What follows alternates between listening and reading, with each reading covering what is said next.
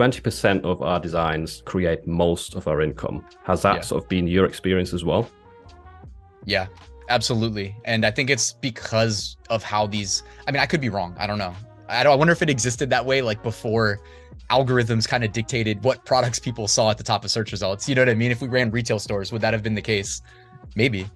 But you know how it is with like Amazon and Etsy and pretty much any of these online marketplaces, you know, somebody who types in a keyword search and makes a purchase, that sends such a strong signal to the algorithm that whatever they had typed into the search bar, clicked and purchased, like they should be, that listing should be associated with that phrase the next time somebody searches it, you know, and then you get reviews and all these things, right? And yeah, I think that has a lot to do with probably why it has played out like that for me. You know what I mean? One thing I'll mention is that like my approach to Amazon merch when they gave me 200,000 upload slots has been to like, you know what I mean? As a function of the number of upload slots I have, for me personally, has been to like literally sell in random, I call them just fringe evergreens, like so fringe that I don't have to worry about people copying me or jumping on my niche, because who the heck cares if I'm getting one sale a year?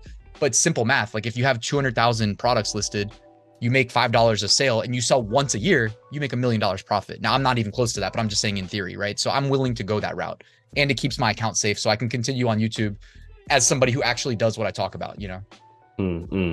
Yeah, that's the scalable design side of things, isn't it? And I have a lot of those as well, and I get what you mean. Like I just sold one earlier, which is like a random Halloween design for a random job title that I don't even know what it is, and it's sold. And I'm like, who would even want that? But yeah, you get those sales like once a year, and it adds up if you've got a lot of those scalable designs.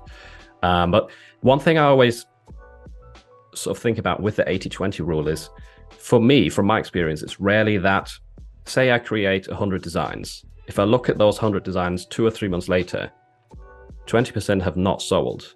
It's usually, say, half a year or a full year later, or after Christmas, Q4, let's be honest, that 80-20 rule actually like makes sense.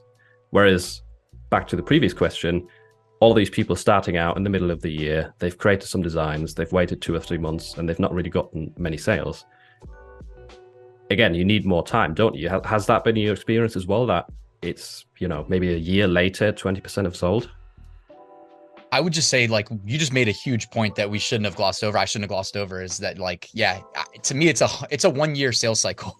Like, it is a 12-month sales cycle. So don't be mad if you didn't make a sale in a month, 3 months, 6 months. Like, I mean, really what it comes down to, I would say, is the fourth quarter is where you can really get like a nice benchmark of what is going to work and what's not. And like that, like, that's why it's, when I talk sales, I don't, like, I think of it in terms of dollars per day, but I want to like look back on the last 12 months and average that out. I don't want to just look at, you know, January to September and make my decisions based on that, when the biggest 3 months of the year are right around the corner, and that they're going to spike those numbers and bring the averages up. So that's a big thing.